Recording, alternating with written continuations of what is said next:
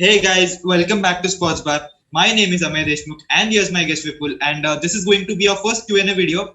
We'll be doing Q&A videos as often as possible. Also, so you can ask us questions. We'll link our Instagram down in the description. So make sure y'all follow our Instagram page and make sure you ask us questions so that we can answer them in our Q&A videos. Anyway, I have the list of questions with me here. So I'll start. Right. So the first Okay. question is, can Atletico Madrid win a league anytime soon?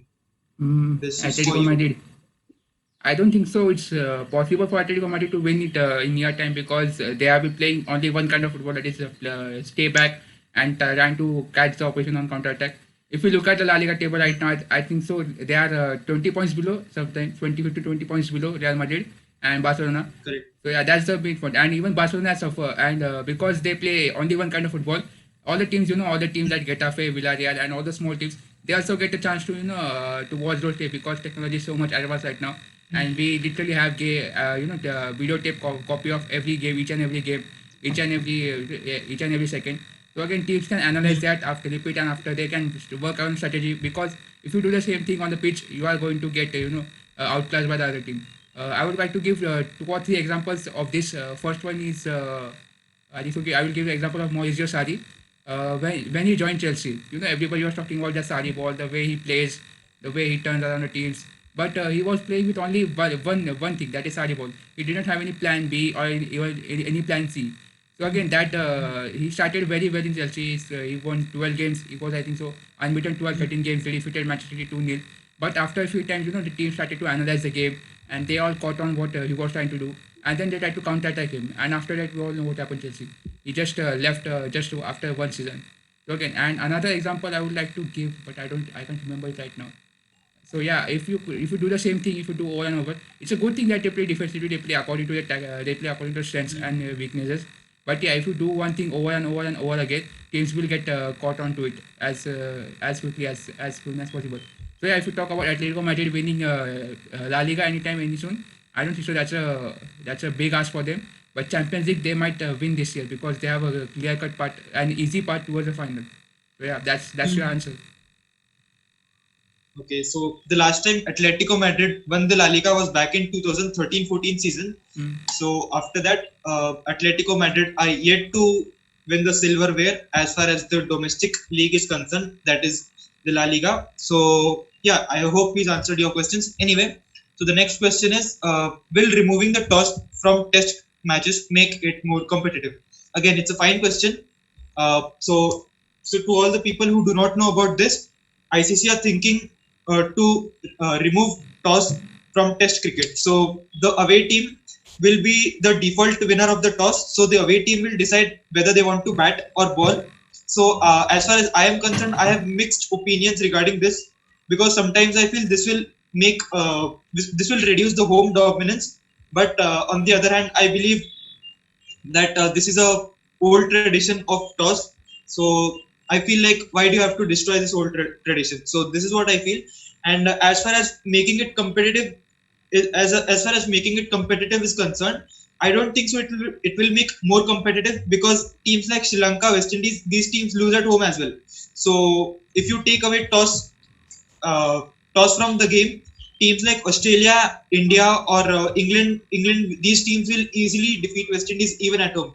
So this, in my opinion, will make cricket easier for teams like India, Australia, or South Africa also teams. So in my opinion, let toss survive in Test cricket, so that when cricket becomes equal like it was back in the 90s, if it becomes like that, then we can think of removing the toss. But as far as now is concerned, I don't think so they should remove toss, because this will only make things easier for teams like India, England, Australia, and it will make things difficult for weaker teams like Sri Lanka, Bangladesh, West Indies. So that's what I feel. Yeah, same thoughts as you said, because toss is an integral part of cricket, and who bats first, who balls first, that is decided by toss, and that I think so it should not be removed from any form of cricket. Even you talk about T20, ODI, Test, anything, toss should be there, because toss, it's a probability who will win the toss, but still it's an important thing for cricket. Okay, so let me just talk about an interesting stat, that of all the test matches played in India, only like 20 times a team has decided to bowl first after winning the toss. So by this you must know that how easy it is for a team to like defend the total in the fourth inning. So this might just make things awkward for even the Indian team playing at home, because if Indian team fails to restrict the team in the third inning, they are going to have to have a lot of problems in the fourth inning. And if this starts happening continuously, this is going to make Test cricket boring. So, in my opinion, let the toss survive as of now, and we'll see about removing the toss later in the later stages of the game. So that's what I feel. Anyway, moving on towards the next question, and the question is about Manchester United's target transfers. So this question's for you. I think so. The current Manchester United squad that is under Ole Solskjaer, that is the perfect squad. I think so. After Ferguson, for Alex Ferguson left. After that, it was a shambolic squad, but Ole has done a good job in making Rashford, Martial, and Mason Greenwood the striker they are. The signing Bruno Fernandes was a big signing. I think so. It was an important signing. Even if they didn't got him in January, they would have eventually landed him on summer. But it's a good to buy him in mid-season. So again, I don't see any problem with their. Maybe I can suggest him a defender, buy a good defender. Victor Lindelof sometimes he is a little bit unpredictable. He can play good but also play bad. So I think so. Maybe buying a defender can do a good for United. But again, if you talk about the whole team, this looks a perfect team. And if I would like to invest in something, then I would go for the attacker, because they have only these three and Daniel James and Odion Igalo. So again, there's not that much depth in attack that we would like to see that Manchester City has. So again, if they have to keep up with the rivals, with Manchester City and with Liverpool, they need to find this. They need to get the depth sorted and get those bench strength also. So again, maybe an attacker and a defender. Defender, I would think so centre back would do for right now. If any average centre back would do.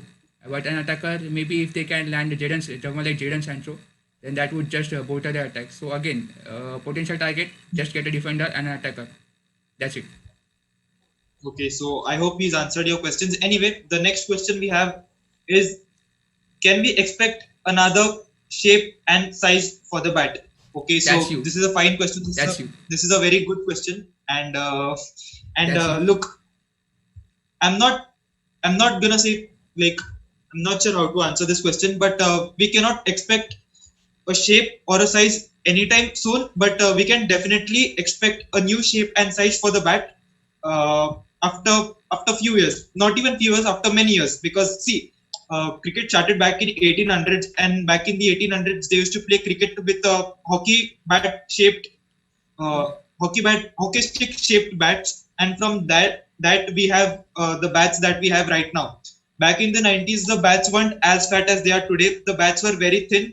So the only way you could hit a six was if you could time the ball really well. So that's how you could hit a six back in the 90s. But today, even a leading edge could go on and be 6 runs. So the shape and the size of the bat have always kept on changing. So that's what I think. In my opinion, they will definitely change, but I cannot say when. Also, very recently, we had this thing known as mongoose bat.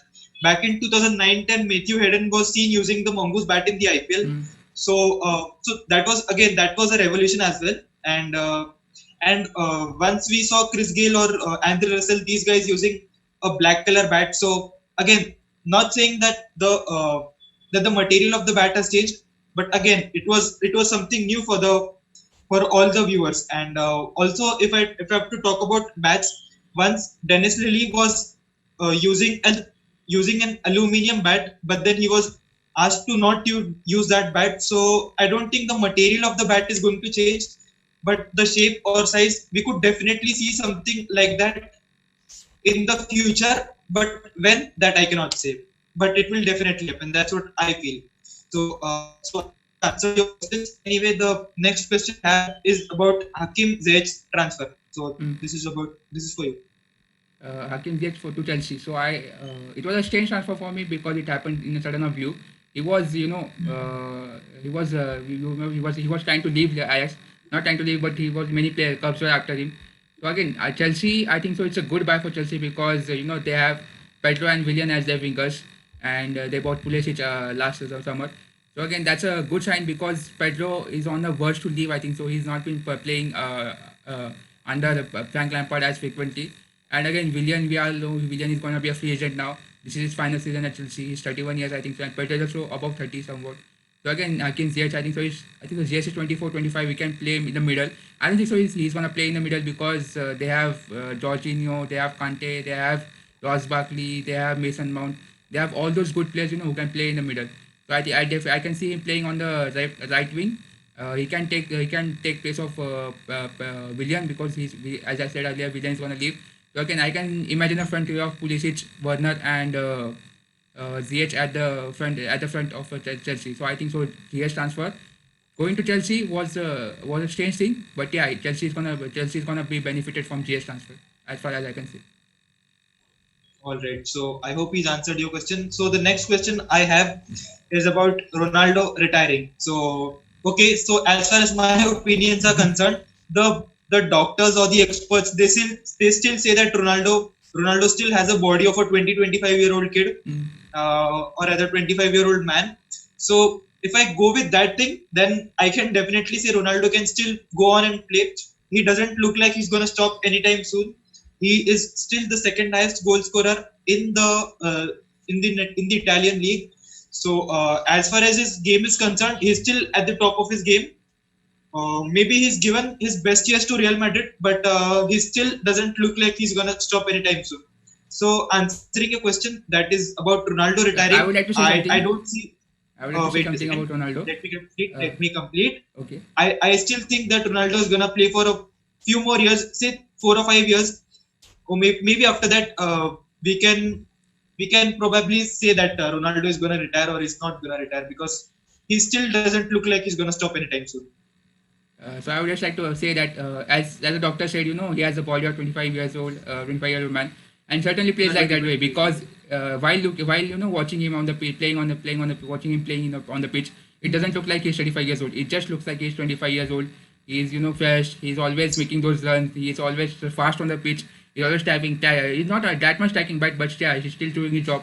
So again, look at him playing on the pitch. It does remind me that he's 25 years old, and I don't think so he's gonna retire anytime soon. Even if he cannot talk about his retirement anytime soon. If 4-5 साल बाद लोग पूछेंगे मतलब भाई तू retire कब होगा मतलब he is just like Sachin Tendulkar, we play till he's 40, 42 years old, but still he will be at the top of the Just game. like Zlatan, he'll probably play like Zlatan Ibrahimovic. Again, as far as sportsmen are concerned, it's not age; it's about fitness. And Ronaldo's fitness is among the best in the world. But again, it's not only about physical fitness; it's also about mental fitness. And very recently, we saw Ronaldo scoring the hat trick against Atletico Madrid, and by that we can easily say that Ronaldo still has that determination. He still got hunger to win games. So looking at that thing, I still think that Ronaldo will play for a few more years. So as far as his retirement is concerned, not anytime. All right. So moving on towards the next question, we are talking about a teams favorites to win the UCL. Okay. So talking about teams that are favorites to win the UCL. As far as my opinions are concerned, I think Bayern Munich can go on and win the UCL. Other than Bayern Munich, I believe Real Madrid has a chance if they go on and beat Manchester City.